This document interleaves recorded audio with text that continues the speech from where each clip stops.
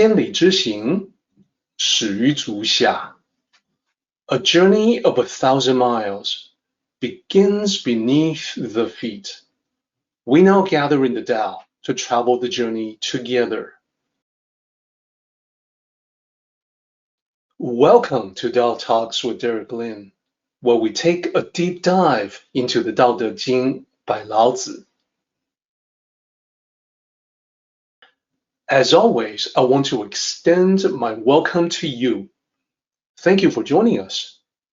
I would like to invite you to center your thoughts and direct your attention to this moment in time, to the here and now, to be fully present and mindfully aware as we are ready ourselves for this sacred process in the Tao with one another.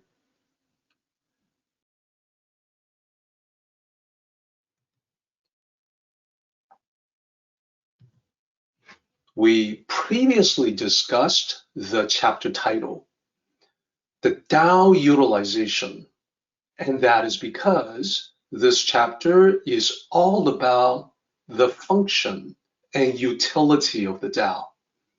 The Tao is unlimited, infinite. It can never be used up. That's one way to talk about how you and I should tap into the Tao. We should do so as much as possible. It is something that we can use at any time, and it has no boundaries. The Tao is also described as empty, and it is the source of everything. Those will become important attributes as we continue our discussion.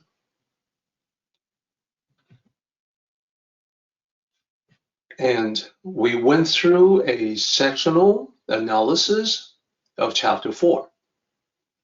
It's a relatively short chapter with 9 lines, and we were able to divide it up into 3 sections. And previously, we had time to go over line 1 to line 6, which covers the first section and the middle section, which is the main part of this chapter. In section 1, we talked about the characteristics of the Tao as described by Lao Tzu. As you can see, just by looking at the translation, Lao Tzu describes the Tao as empty. It has this essence of emptiness. And that emptiness goes on indefinitely. It extends infinitely in all directions. So it is unlimited. And that is why, when utilized, it can never be used up. It can never be filled up. It is described as deep. It is described as the ultimate source for everything. As I mentioned, these attributes, these characteristics of the Tao become important later on as we continue our discussion and eventually arrive at the main point that Lao Tzu is trying to make. So the most important section in this chapter is definitely the second section that we went through last time. This is where we first encounter the 4 instructions from Lao Tzu. And he starts out by making them the descriptions of the Tao in action. Because the Tao has always been and will always be, Lao Tzu was describing the Tao in action upon eternity. And throughout time and space, Lao Tzu says that the Tao blunts sharpness, all edges. The Tao unravels all knots.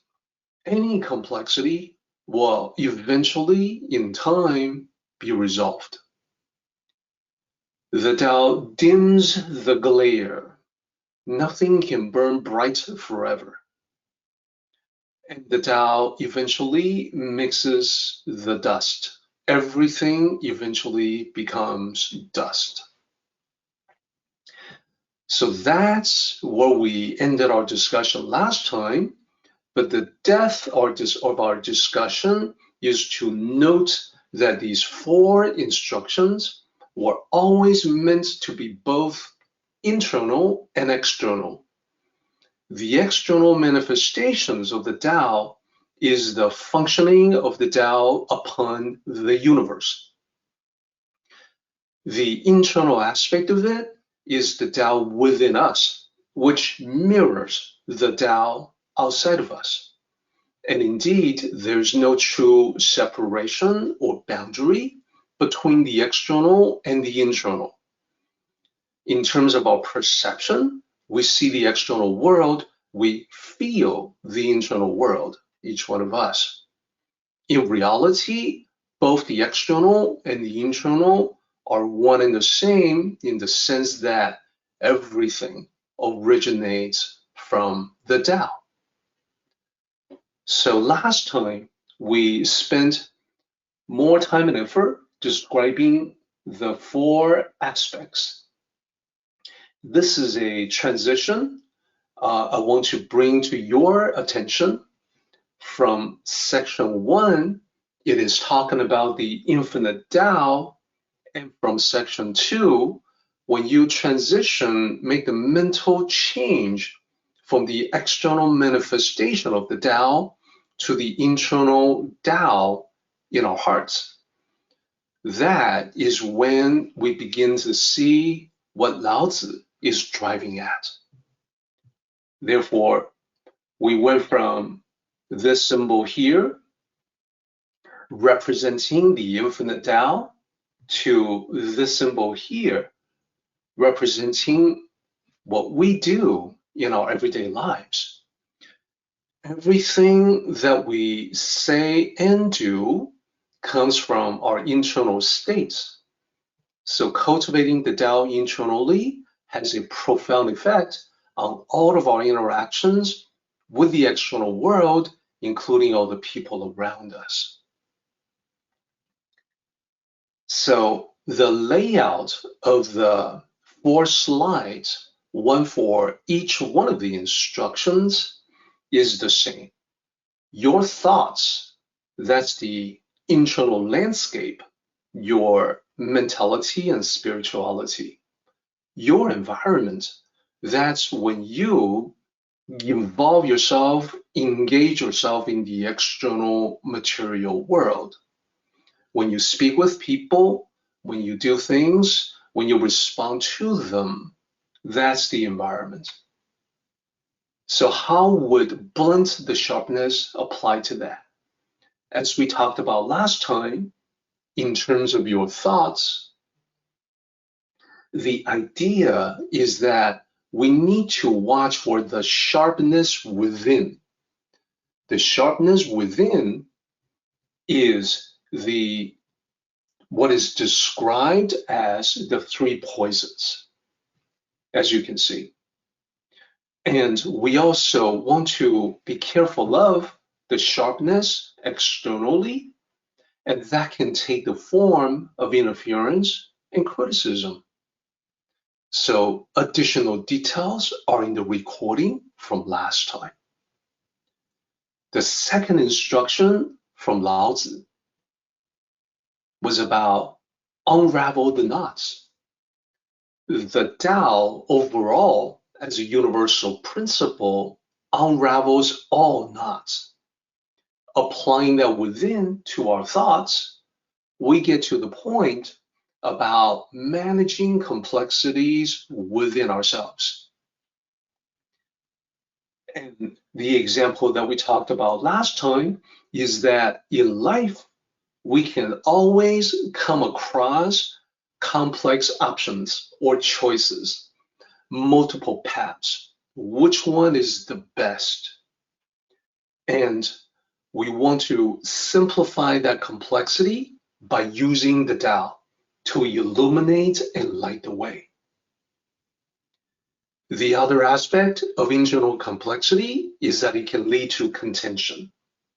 And this is where we see how it integrates with our outside actions, what we do with other people.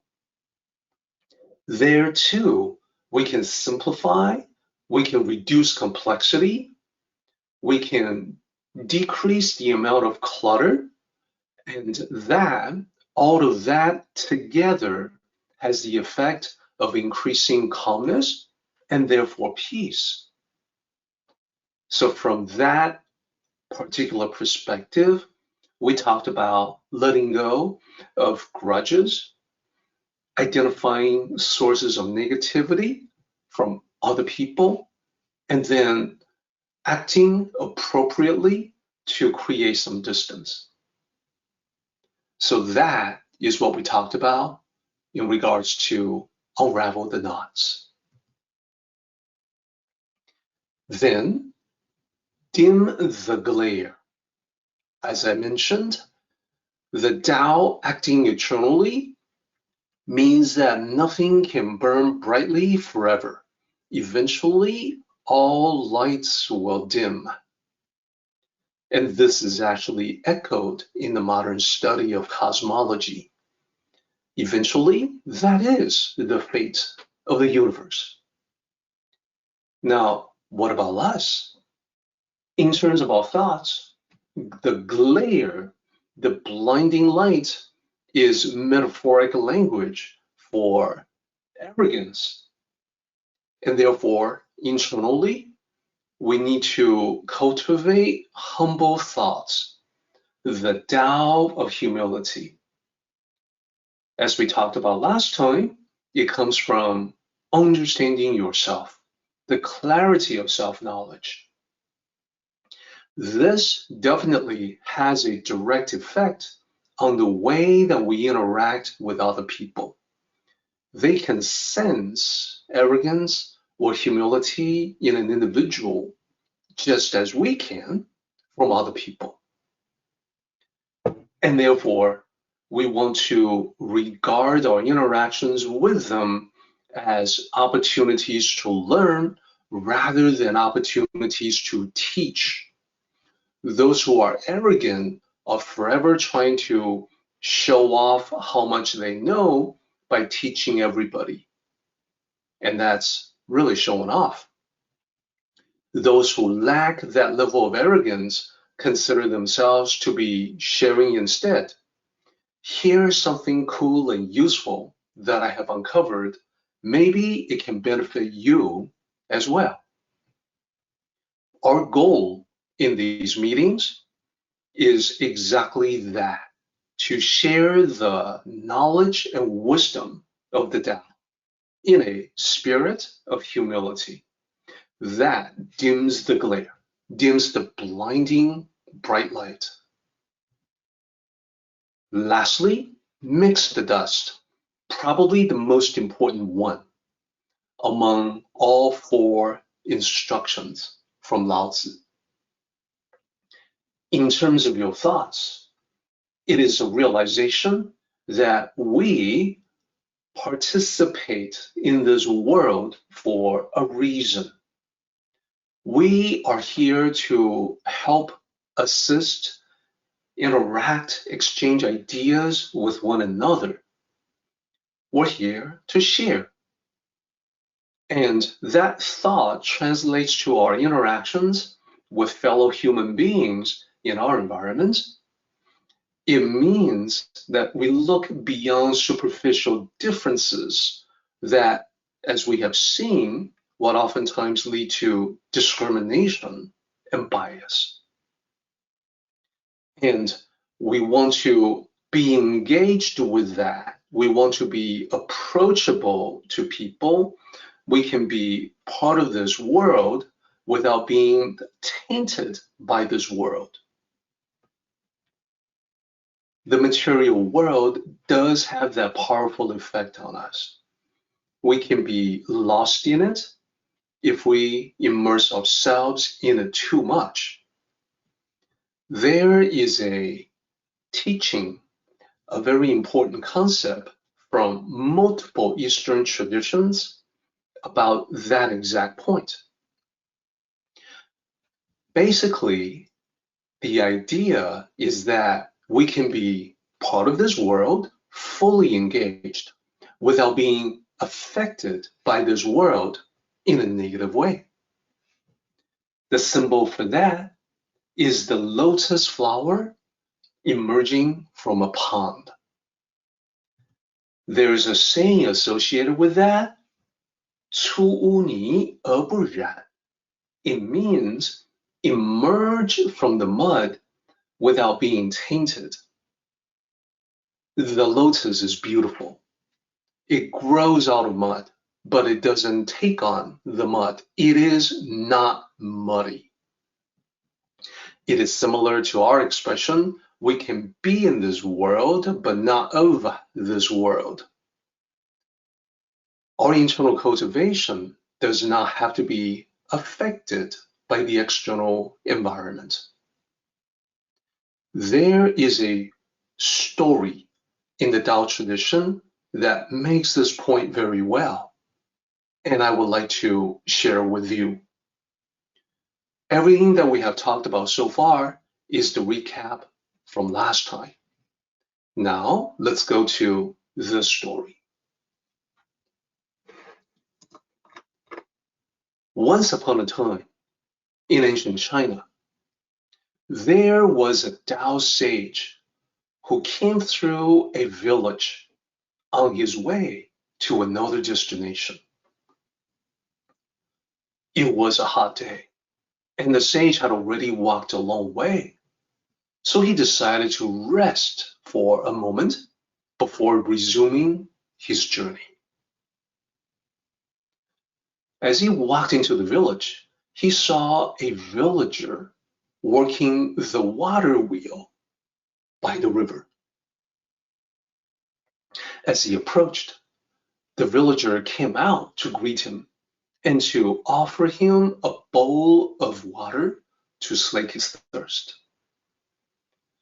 The two of them sat down to chat. The villager said, "Master, I am envious of you. You come and go without any worries. You have journeyed to all the mountains and rivers, and you have seen all the beautiful scenery of the world.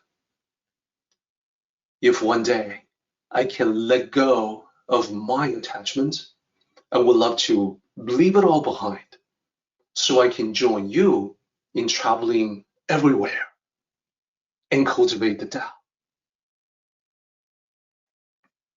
The sage smiled at this, and he asked, "So, when will you be able to let go of your attachments?" The villager thought about this and said, "Not right now, master. I still have to look after the water wheel for our village. It provides water for everyone.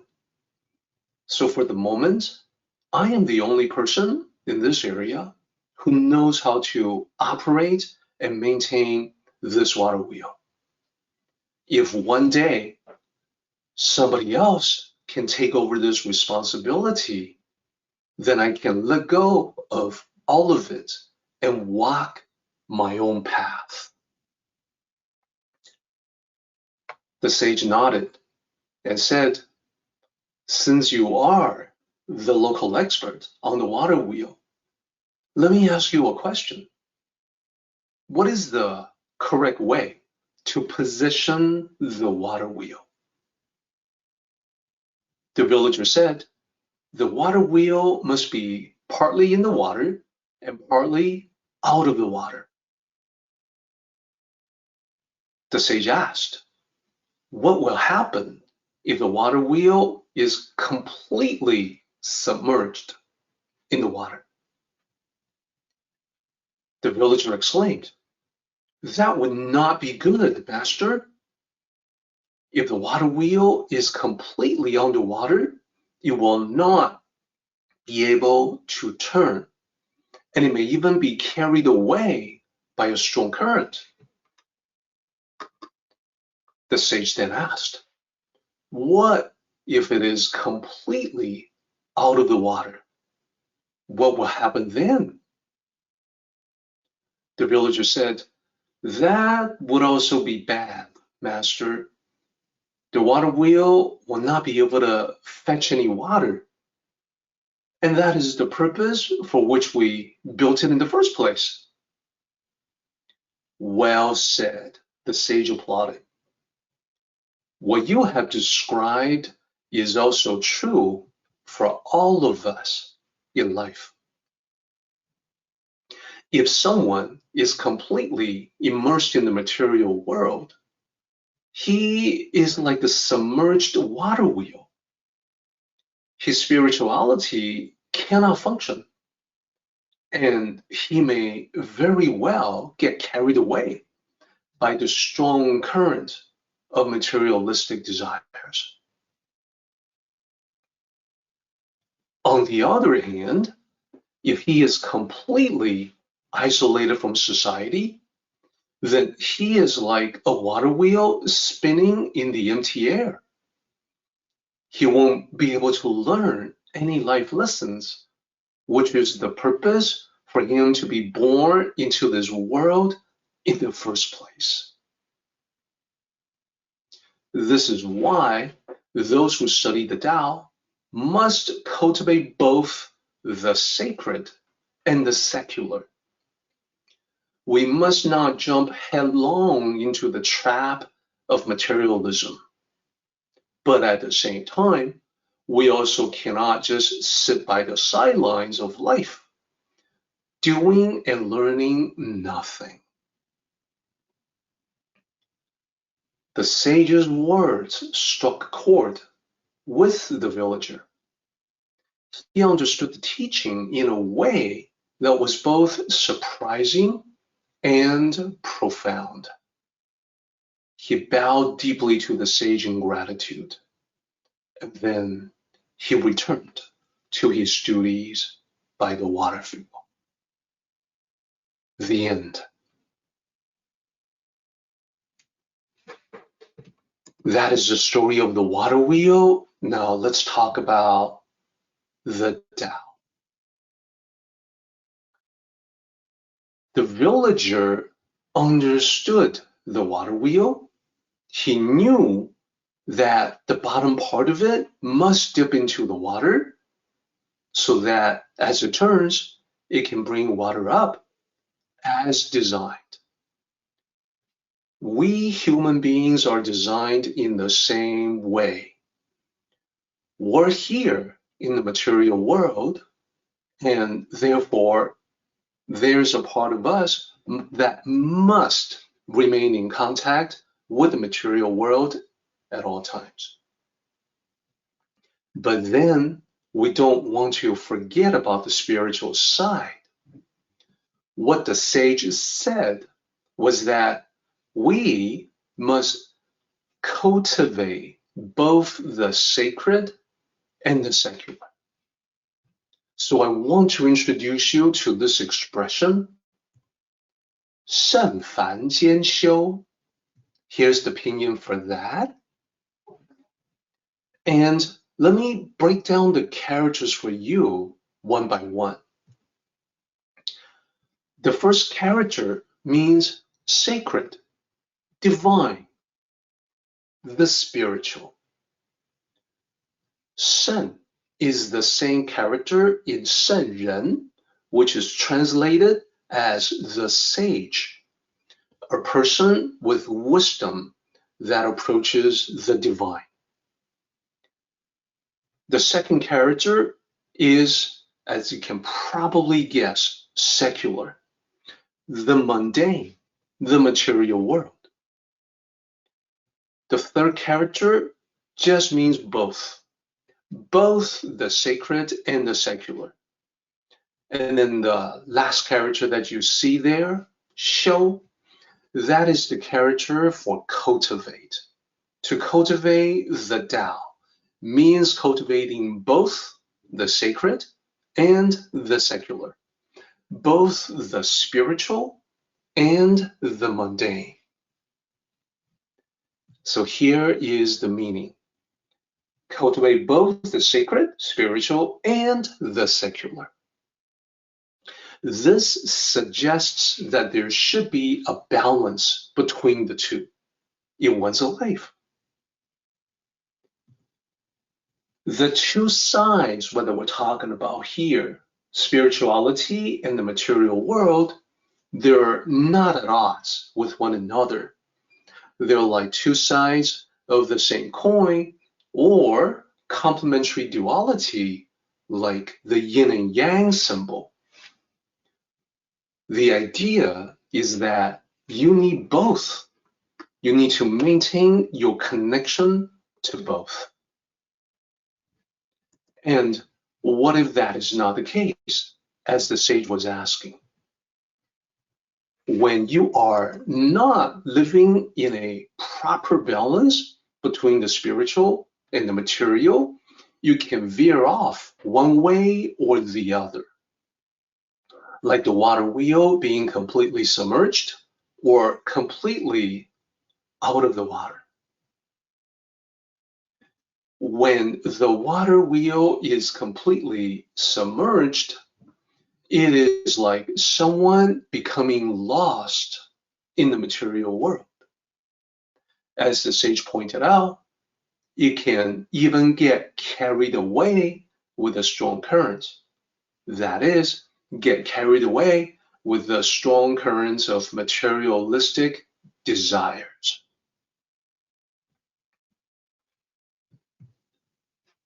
On the other hand, if you strike the right balance between the two, it can become a very powerful synergy. The right balance complement and strengthen each other, because this is like the yin and yang symbol. With the right proportion, this is basically a reminder for us that we need the spiritual side. It reminds us there's more to the world than meets the eyes. Our sensory perception can perceive the material world. Our inner senses, our feelings, intuition can sense that there's more to it than just that. On the other hand, we also want to be firmly rooted or connected with material existence. This means making a living, playing a role in all human interactions, whatever they may be. Perhaps you are acting as a friend, a partner, a parent, a child,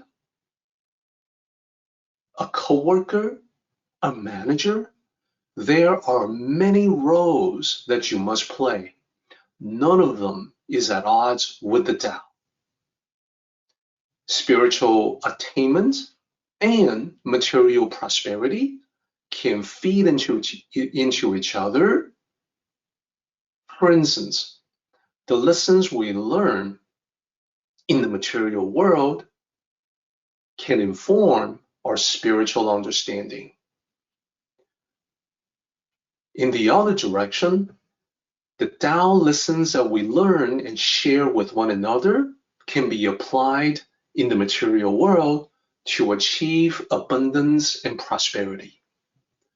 We can create the win-win situation for all of us. That in turn can help us contribute more to spiritual pursuits. So when we talk about it this way, some people can feel that this is quite different from sort of the Tao, the version of the Tao that have been sometimes popularized in the past. That is, cultivating the Tao in a remote temple or monastery. Now, in the old days, that's something that would happen quite a bit. Today, not so much. But I want to point out that back in the old days, when people did do their spiritual cultivation remotely, far away from busy cities, towns, even back then, at this remote location, whether a temple or monastery, a disciple had to interact with fellow human beings, the teachers, fellow disciples. The life of a disciple in such a setting was disciplined, not isolated, which would be more like a hermitage. Such a disciple will have to do his share of the work, cooperate with others in various activities, whether that is training, maintenance, cleaning. It was far from the life of an isolated hermit. Of course, today, such remote locations oftentimes have become tourist destinations. Such a place may project the image of Eastern spirituality, but not necessarily the substance. It can be seen as a false projection of a past that never really existed, because since thousands of years ago, it has always been the possession of the authentic Tao traditions that true cultivation happens in everyday life, in the mundane world, dealing with everyday problems, just like everybody else. And that is why we have these lines from this chapter. Dims the glare, mixes the dust. To mix with the dust is the ultimate statement about that. We're here for one another.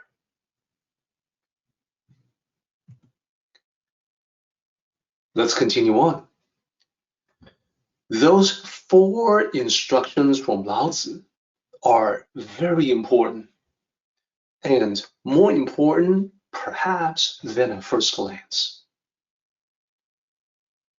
The importance can be seen in the fact that they are repeated exactly, character for character, in chapter 56. Let me show them to you side by side so you can see the comparison for yourself.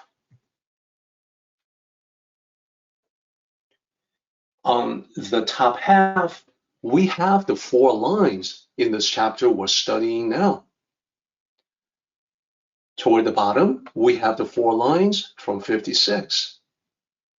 In terms of just the Chinese characters, by comparing the red highlighted ones, you can see lines 3 to 6 in the current chapter 4 are exactly the same as lines 5 to 8 in 56. And looking a little over to the right, as you can see, the English translation is similar, but not exactly the same. What accounts for the difference? The difference is the context. And if you look at the 2 lines in chapter 4 leading to lines 3 to 6, you can see what we studied last time, descriptions about the Tao. Descriptions including the Tao is empty, the Tao is deep, inexhaustible, the ultimate source. Continuing from that, which is how the Tao is described by Lao Tzu, the next 4 lines then become how the Tao functions throughout eternity. Therefore, it blunts the sharpness of line 3. It refers to the Tao. What about 56? We can see the 2 lines leading to the 4 instructions. They are directives on how to best live in accordance with the Tao. Close the mouth, Always good advice. One should be quiet. One should talk less, do more, shut the door. That means shutting the door or the access on temptations and distractions of the material world. These are good advice from Lao Tzu, and they are instructions to the individual.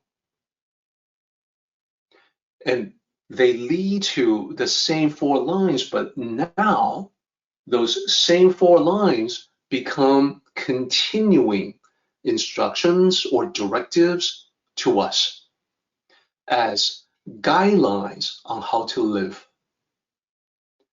So this is why, looking at this slide here, when we discuss the four lines, previously we were careful to talk about the two aspects, the external and the internal. The external, of course, is the great Tao, the governing principle of the universe throughout eternity. The internal is not the external universe, but your universe within. That is, we're talking about the vastness and unlimited potential of your mind and spirit. It therefore makes perfect sense that we should bring the exact same Tao, one and the same, from the external world to the internal mind. It guarantees we can live in harmony with the way of existence. So, to underscore that point, in chapter 4, we have the four lines about the function of the great Tao. In 56, we have the same four lines about living according to the Tao. So that's one of the most important points I wanted to make today. Now let's continue on. We have 3 lines remaining in this chapter, starting with line 7. So indistinct it seems to exist. So here is another description about the Tao. Remember, this chapter began with descriptions about the Tao. It goes into, in the middle part, which is about how the Tao functions. And then it ends with more descriptive ideas about the Tao. In this case, to say that it is indistinct is to say it is imperceptible. It cannot be seen, heard, or touched because the Tao is not a material thing. It's not something that's barely perceived, something fuzzy. It cannot be perceived at all. So then let's go on to the next part of it. It seems to exist.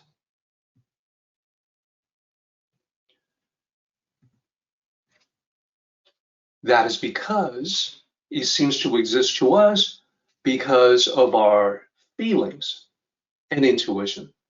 We can feel that there's something, even if we cannot perceive it with our physical senses.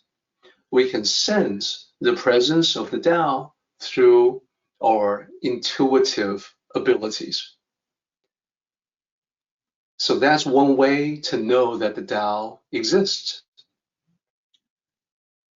Of course, we recognize that when it comes to feelings, we can never be totally sure. We can supplement feelings through some kind of reasoning. Tao cultivators and Tao sages all go through reasoning steps to arrive at what is reasonable as a conclusion. As an example, we may reason that there has to be some kind of order behind everything. There's some sort of universal intelligence, even if it bears no resemblance to human intelligence. There's more about that. This is actually yet another important point that we will circle back to just a little bit later on. Now, let's go to line 8. Line 8 says, I do not know whose offspring it is. So let's talk about the first character there. That character, wu, is the ancient form of I. In modern Mandarin, it's a different character, wo. It looks and sounds different, but means the same thing. I, me, myself, and I. In English, we have different forms.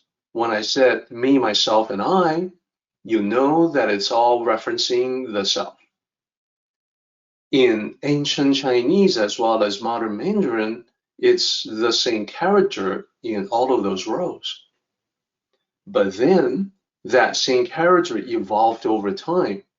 So today, it is much more prevalent to say wo, whereas ancient times, perfectly fine to say wu. This is just to make the point that linguistic evolution has caused changes, making some lines perhaps more difficult for the modern person to understand. Then, let me address the last character there as well. It can be translated as offspring or son. It's the child. Specifically, what it means is that it is the effect. Son or offspring is used metaphorically to talk about cause and effect, where the cause will be the parents and the effect will be a child, the offspring. So having talked about those two characters, let's cover the entire line. I do not know whose offspring it is. Laozi is saying he does not know what, if anything, gave rise to the Tao. Whatever it was, that is the original starting point, the source, the origin for everything, we point to that and put a label on it called the Tao. Therefore, if there was something else that gave rise to that, then that something else would be the Tao. And because that is the case, we do not know that much about it. There's mystery in the heart of the origin. It is just a label that we use for that ultimate cause, and the sages themselves will say that we do not know what it is, we do not know what, if anything, gave rise to it.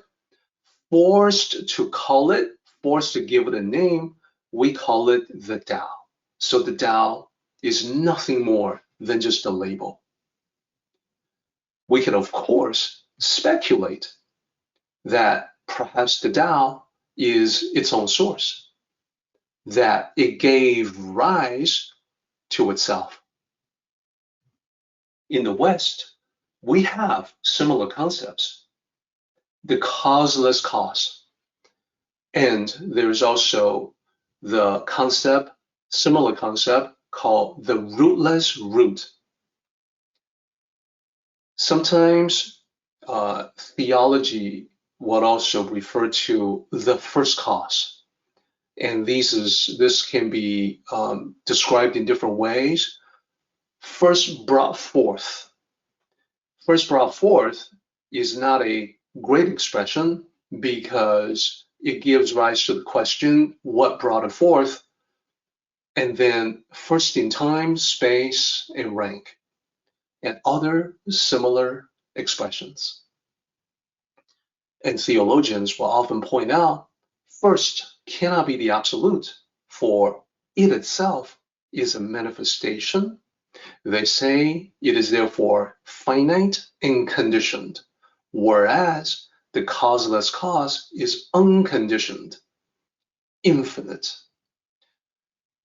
And this gets into philosophical discussions about, hey, what is the source of the ultimate source?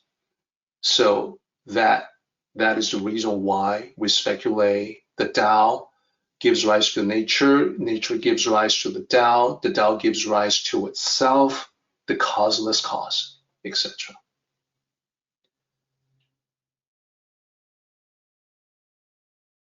We are now on the last line of the chapter, and this character that I'm highlighting here is Di, and that's the pinyin. This is one of the easier sounds to master in Mandarin.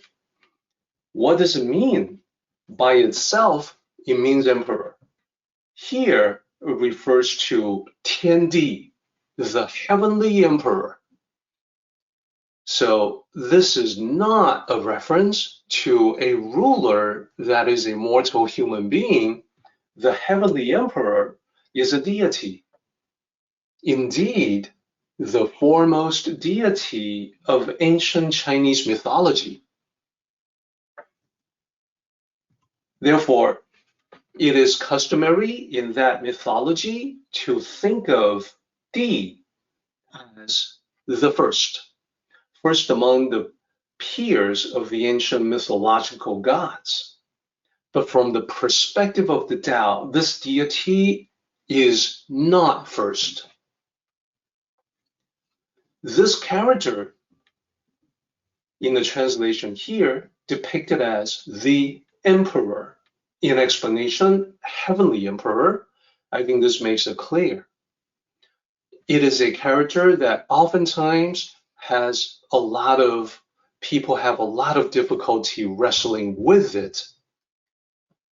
As you look at different translations, I just want to make sure you are aware that the character should not be rendered as God. Of course, I think we all realize that the Judeo-Christian God that we're familiar with in the Western world was unknown in ancient China. Therefore, not really possible for Lao Tzu to be referencing that particular deity. Let us continue. Looking at the entire line, we have its image is the predecessor of the emperor. Its image is talking about the image of the Tao. The image of the Tao came before the heavenly emperor is basically the statement that we're making here. Now, of course, in the previous lines, we've already talked about how the Tao is the ultimate source of everything.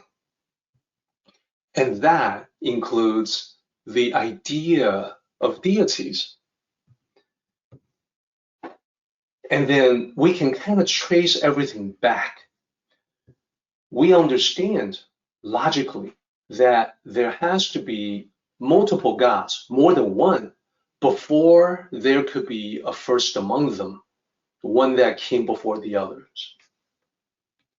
And there had to be language before there could be descriptions about the multiple gods or the first god among them.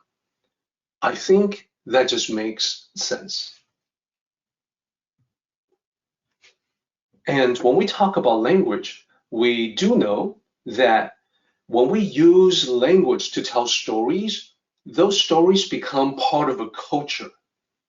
So culture had to exist in order for those stories to exist. Stories that can be told will then include stories about mythological deities, pantheon, individual gods, etc. So there is a lot that has to happen before we can even talk about these deities.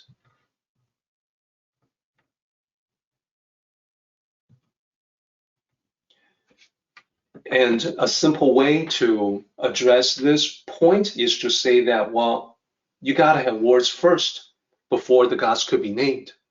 If the gods have a name, that name is a word. And of course, we also know that in order to tell stories, they are told in words.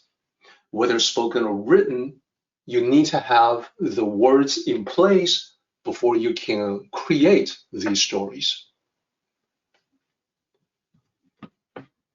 The Tao, we know, existed before human beings because human beings originated in the distant past, but the age of humanity is nowhere near the age of the universe. So there was a time before human beings existed at all in this reality. And the Tao existed prior to human beings taking on the form of humanity. Therefore, the reasoning is that the Tao must also exist before mythologies and therefore deities. So I want to depict this reasoning process of the ancient sages in a visual way, and at the same time, give everybody an idea of how the ancients thought about cosmology. All over the world, we see different creation myths about how originally there was some being that perhaps breathed life into the world. Or in some mythologies, this deity had a dream, and the dream became the world. In some cases, the deity took out part of itself and it became the world. There are many variations on that. Let's talk about how the ancient Chinese sages thought about mythology. So here we're talking about the predecessor of the gods, and that corresponds to the final line of this chapter. In ancient Chinese cosmology, the envisioning was about this state that they called Wuji. It is formless, it is limitless, infinite. It's the infinite field of limitless potentiality, the primordial state prior to existence, Wuji. And Wuji literally means without boundaries. And typically it is depicted as a simple circle. The circle is the symbol for Wuji, even though Wuji literally means without boundaries, and one could look to the circumference of the circle as a boundary of sorts. Just keep in mind that it's meant to be symbolic. So from Wuji, it gave rise to Taiji. Tai means supreme or ultimate. Ji, same meaning, boundary or extent. The ultimate extent is the supreme and ultimate initial state of existence. It's depicted in a swirling symbol, meaning that this is where things started to happen. This is when the idea of movement and motion and change began. So change actually was the predecessor of the next state.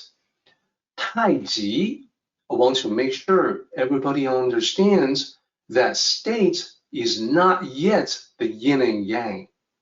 Yin and yang comes after this initial state of existence.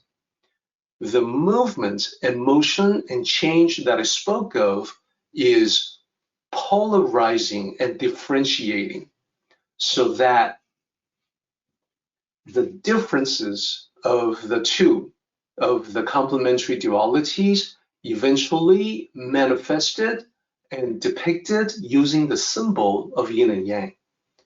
So far, everything is really abstract. This is not talking about stars or galaxies or the universe at all. This is talking about just the idea of existence and reality.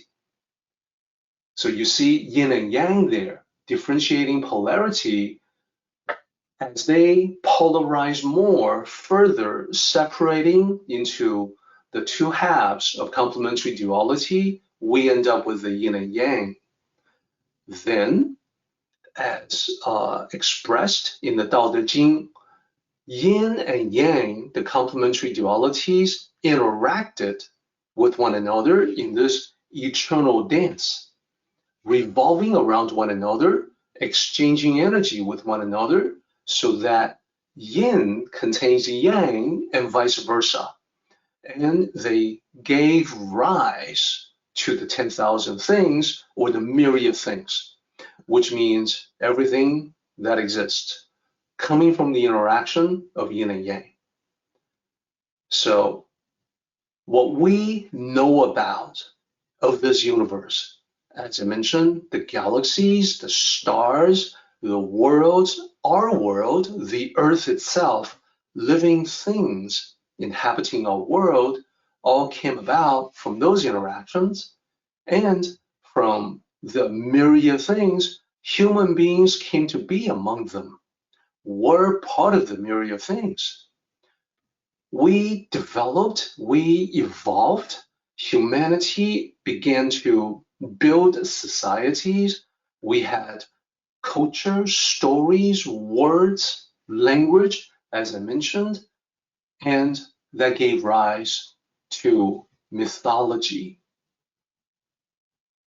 Hence, the heavenly emperor, Tiandi, the foremost deity leading the pantheon of gods.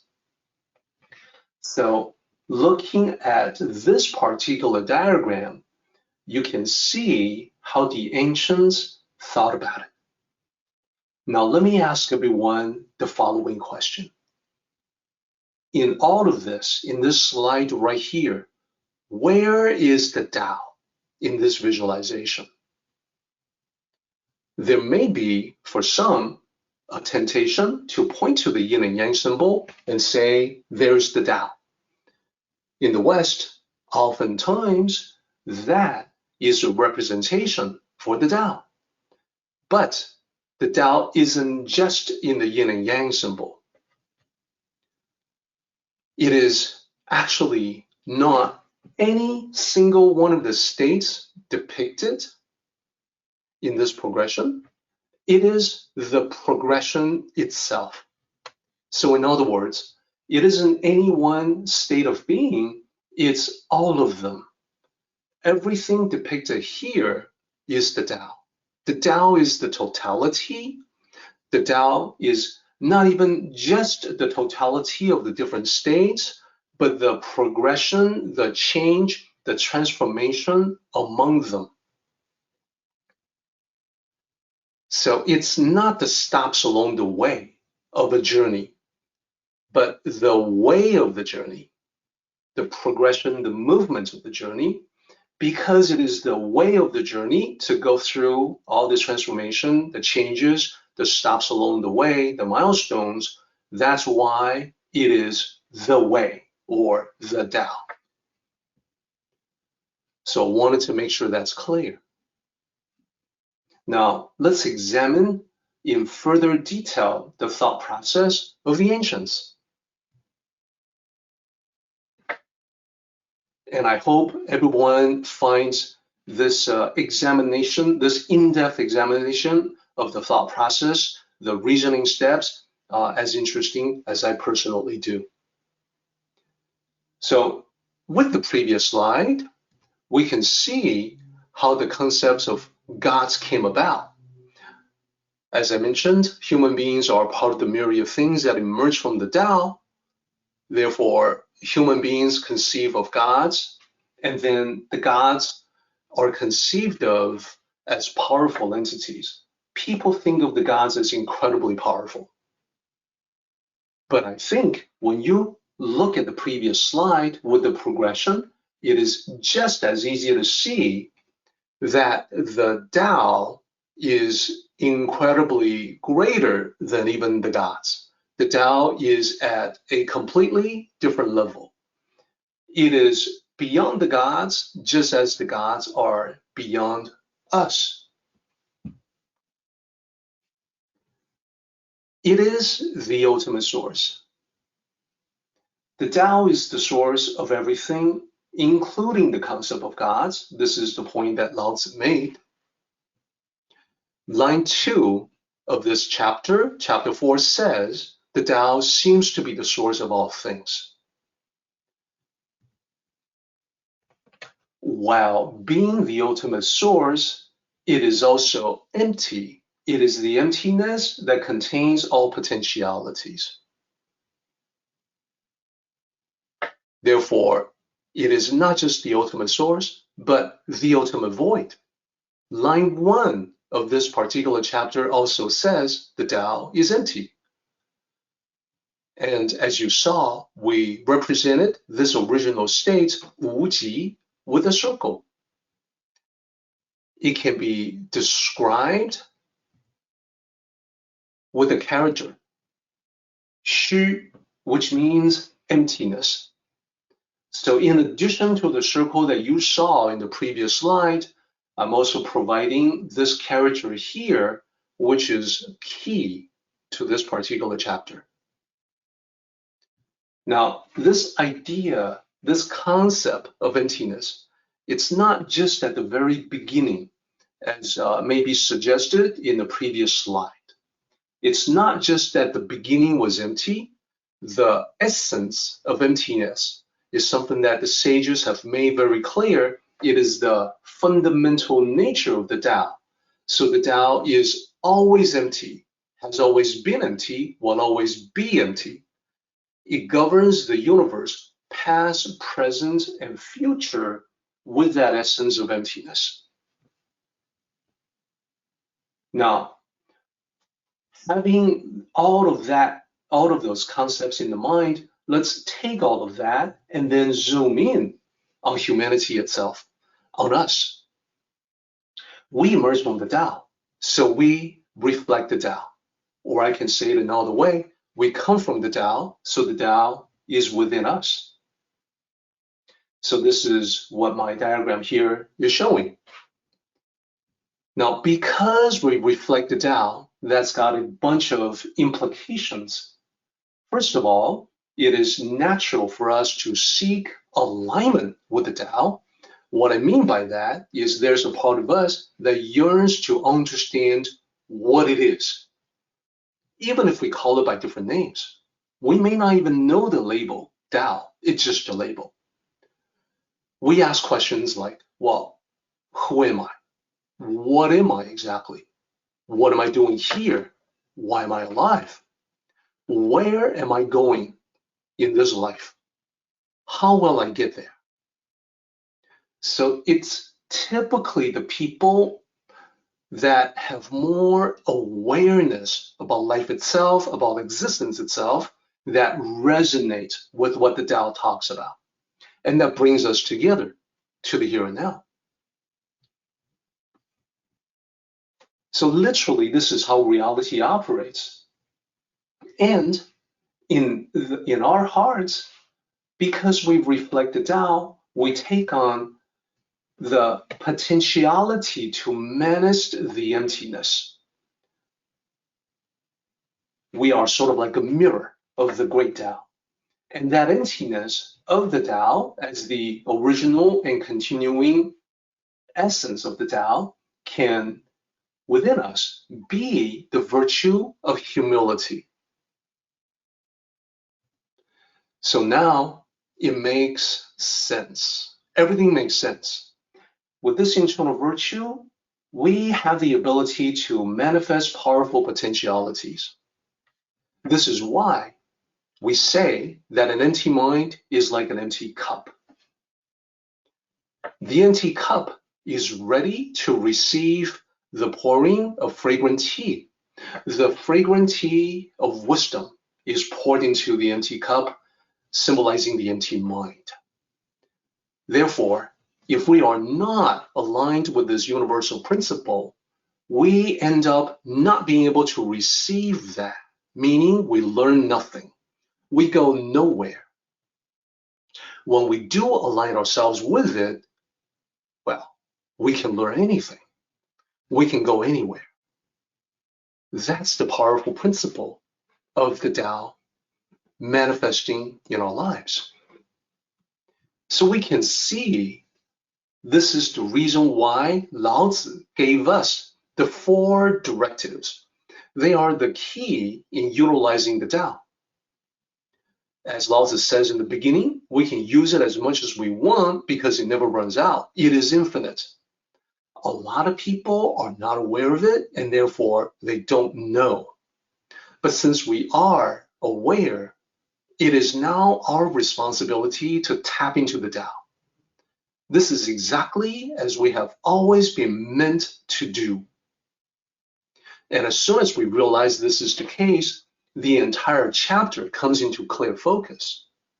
Those 4 ways that we're supposed to use the Tao is tied to all this, and ultimately tied to the emptiness manifesting within us as humility. And that's how I would like to end our discussion today, by looking at the 4 instructions from Lao Tzu in our lives.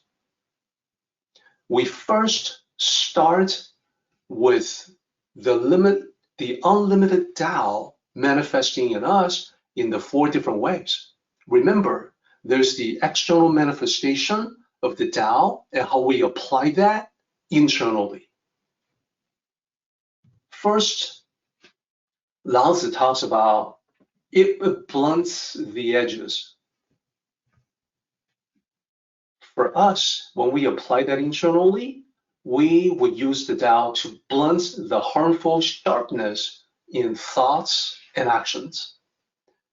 Remember, the harmful actions, the harmful sharpness would be the 3 poisons: anger, greed, ignorance. Manifesting externally, the sharpness will be criticism, condemnation, interference. Those are the edges that can cut. When we are able to do that, blunt the edge, blunt the sharpness, especially of anger and criticism, it is beneficial for us and for others. So that's the first one. And let's go to the other one, the next one, which is to unravel the knots. The Tao unravels all knots. We use the infinite Tao ourselves to untie the knots of life, to resolve the complexities of life, all manifestations of complexities and contention. Contention often can arise out of complexity, and vice versa. So we let the Tao lead us to a natural process of unraveling, bringing simplicity and peace to life.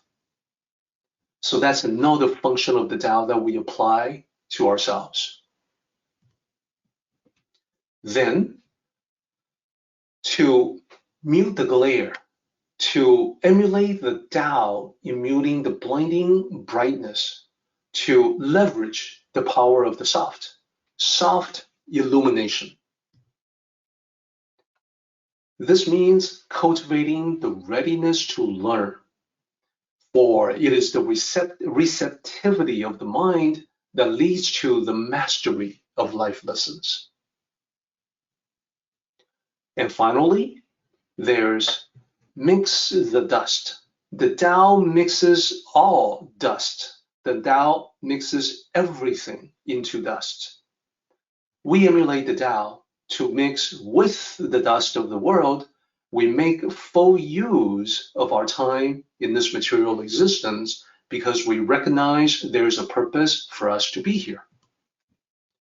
That means we must be with people. We walk the path, the Tao, with your travel companions. You guys are my travel companions, and I hope to be yours as well.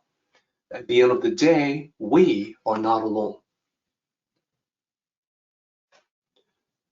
So now, seeing the unlimited Tao and how it's utilized, I also want to invite you to look more carefully at this diagram for the hidden meaning.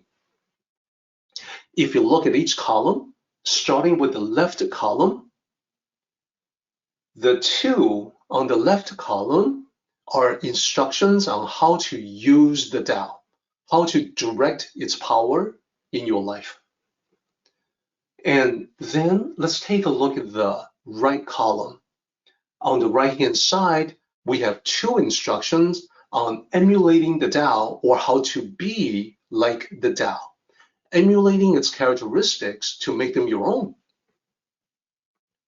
Then I also want to invite everyone to look horizontally across.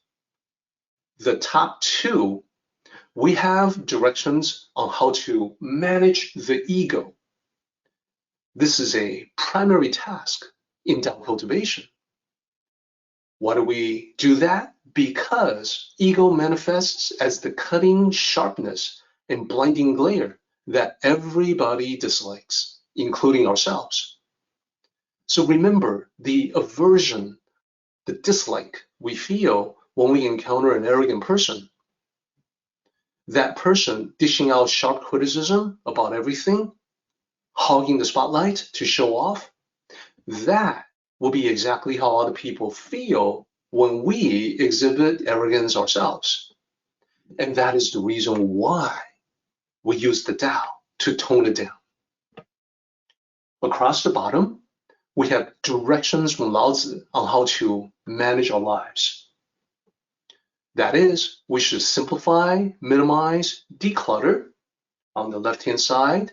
And on the other hand, we should also get involved, be a participant in life, and not a spectator. It doesn't really matter if the people you know are aware of the Tao or not. Everything is better, everything is more meaningful and more fun when we do it together. That is the key. Togetherness is the key. Now let me move on to talk about how this applies to Xu, the emptiness that manifests in individual human beings as humility. If we take a look at this whole thing from a higher perspective, we can see that it's not just the top two that are about the ego, arrogance, and humility. We can actually see all of them as being linked to the Tao of humility. It's most easily seen in the upper right-hand corner because we know that arrogance creates the negative kind of sharpness. So we blunt the edge to be smooth to the touch. To be able to master the skill means that you become like the smooth pebble, whether smoothed out through hundreds of years by water, so that it is smooth and pleasing to the touch. That's metaphorical of someone whose personality is friendly and approachable without the sharp edges. Then we look across to the right, and we see that indeed arrogance is the source of the unpleasant glare. So our goal is to provide a soft glow that is comfortable to all. It is the illumination that is helpful to them. It shows them the way. It can guide them in the right direction. Now, let's continue on to the bottom two, the lower half, to see how they apply to humility as well. Unravel the knots. Once upon a time, I was not able to grasp the connection between complexity and arrogance. But then I realized the arrogant ones like to make things more complicated. Why do they do that? Well, the people that I encountered, that I recognized, that I realized were arrogant, they had stock phrases like, it's not that simple. Oh, there's a lot more to it than that. Oh, it's more complicated than that. After a while of getting to know them, I realized they needed these stop phrases. They needed to make themselves look good by showcasing how much they have mastered and how complicated something was, all the more better to show off how smart they were compared to everyone else. They wanted to elevate themselves higher in their minds. And occasionally they may disguise it as a well-intentioned warning. Oh, be very careful because you can easily make a mistake. By contrast, the real masters I encounter in life, they were never the ones to make things complicated, quite the opposite. They were always the ones who knew exactly what to say to simplify something complex so that I could understand it. Indeed, the real masters of the world are the ones who can simplify what they know so anyone can come to understand them. The true masters are the great teachers who will guide you along the way. They make something difficult seem so easy, and they can make it easy for you by guiding you, giving you just enough for you to absorb so that you gradually progress along the road of mastery. That's why we want to be like them. We want to take the opposite path. We want to simplify. Lastly, mix with the dust. The arrogant ones are those who set themselves above. They are too good for most of humanity, and therefore they see themselves as being separate, apart. We want to take the opposite path, and we want to be approachable, to mix with the dust of the world. We don't want to be elitist, aloof, to be like the arrogant person, refusing to be involved with people. And being approachable, being down to earth, means that we can then enjoy our interactions with everyone. And that in turn, that genuine enjoyment is going to result in you being genuinely liked and welcomed by everyone. This is the final lesson from Lao Tzu in this chapter. And it takes us to Paraphrase of Tao Te Ching, chapter 4. Our purpose, as ever, is to demonstrate our understanding by expressing the original meaning with modern language.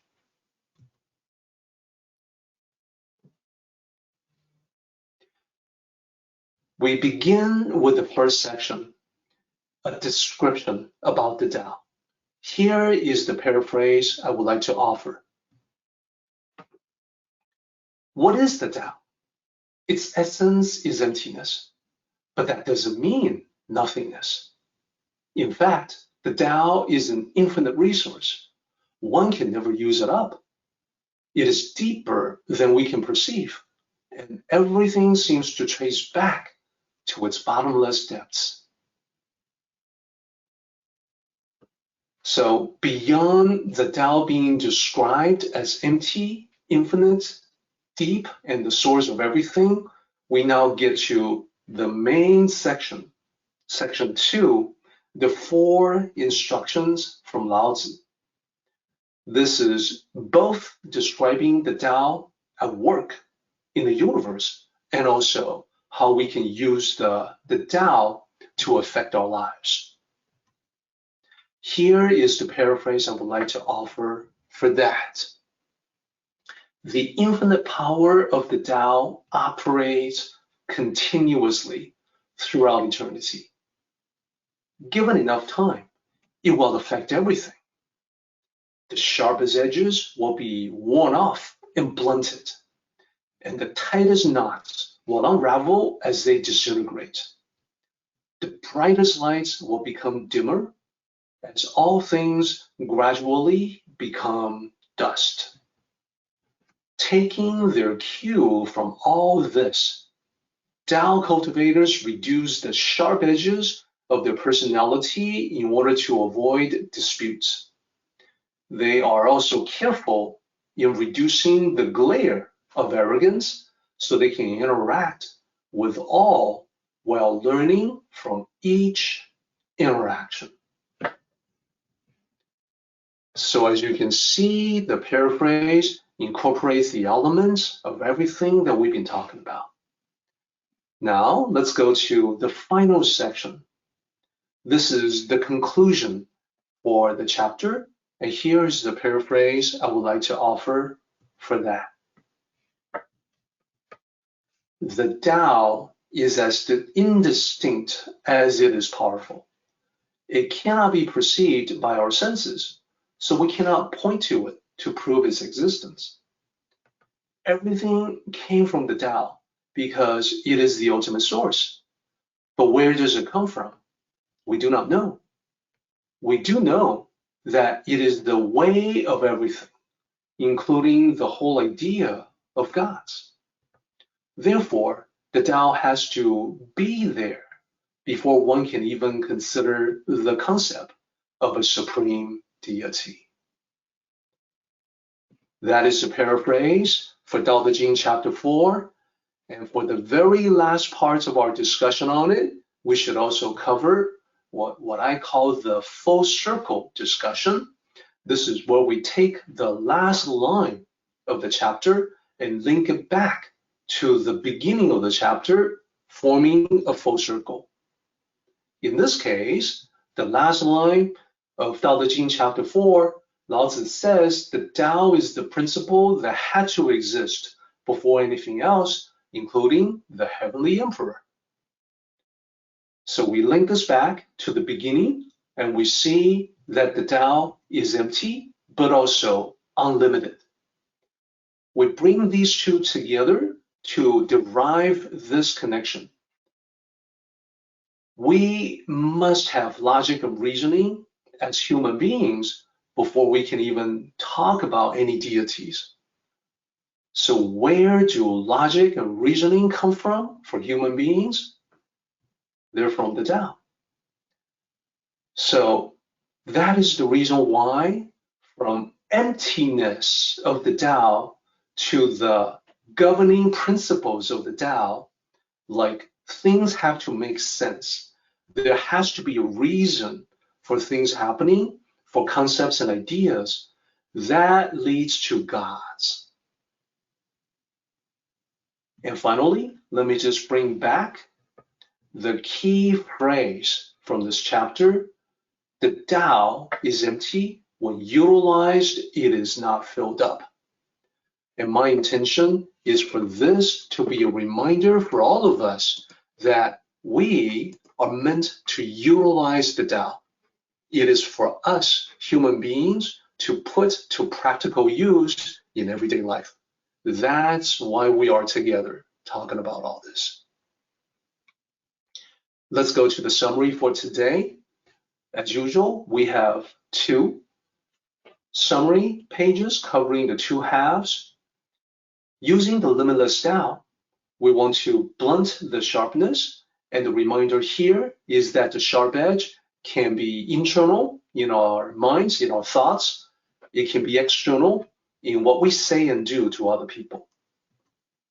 Number 2, unravel the knots. This again can be internal and external. We want to reduce complexity in both. In the places where we live, in the thoughts that we have, unravel the knots. We want to dim the glare. Let your light be a soft glow for everyone around you. Mix the dust. Fully utilize the world. Get involved. Be engaged. Further your cultivation among people, not away from people. Then we get to part 2 of the summary, the insights from Lao Tzu about the Tao. The Tao is imperceptible. It seems to exist. We can sense it. We can feel it. So let's connect with it using our feelings. And at the same time, we complement our feelings by reasoning to deduce that there has to be something there. It must be there. Number two, we reiterate that the Tao is the ultimate source. This is both at the beginning and at the end of this chapter. And to be more precise, Tao is just a label. If other people use different labels for the same thing, for the source, that's completely fine. It is the ultimate power of existence, and it is a power we can use for ourselves. Number three, the Tao is the way. This way existed before the travelers traversed it. This is just another way for me to say that the Tao existed before everything, even the idea of gods or the first deity. The way existed before we had words to describe it, before we had the words to call it the way existed. So that brings us to the end of our discussion on chapter 4 of the Tao Te Ching. Our meeting has come to an end, but the journey continues on.